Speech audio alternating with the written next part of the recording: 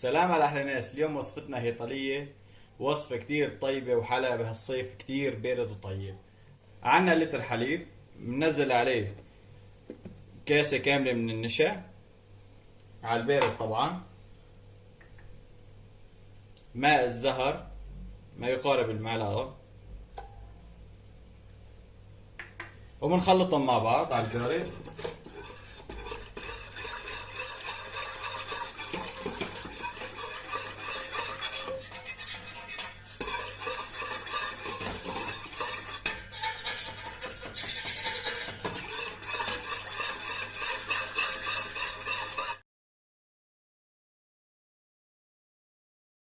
والله بننزل عليها المستكة، رشة طبعا كتير صغيرة المستكة، وبنكمل تحريك. والله بعد ما حركناها على البارد كتير منيح، بنشغل تحتها كمان نار هادية وبنكمل تحت. هلا هيك صار عندي القوام كتير تمام، بس غلوتين ثلاثة حاج. شوفوا هيك صارت عندي تغلي. هلا بحركها بس شوي صغيرة وعم تغلي حاج، يعني ما يقارب دقيقتين بس.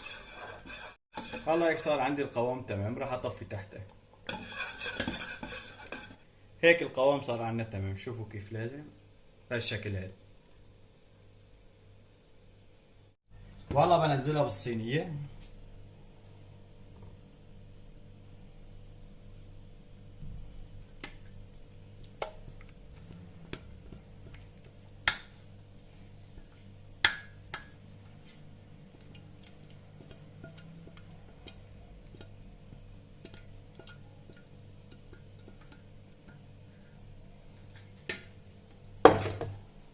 بنستعملها بهالشكل.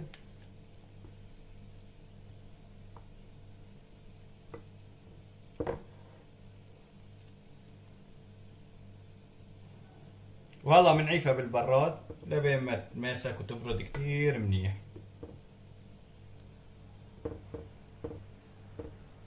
وعندي هون 600 ملي من الحليب، راح انزل عليها نص كاسة قطر.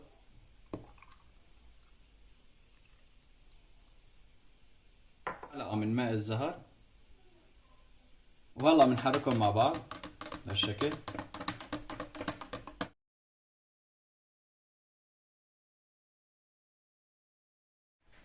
وهلا بننزل الخليط اللي سويناه الحليب، بنخليها تنغمر بالكامل هالشكل. شوفوا لي على القوام، هيك لازم تطلع معكم. نزلنا اول طعم اللي هي طلية، ننزل فوق البوظة،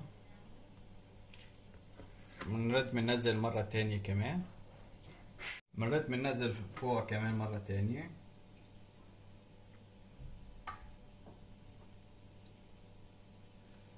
هالشكل.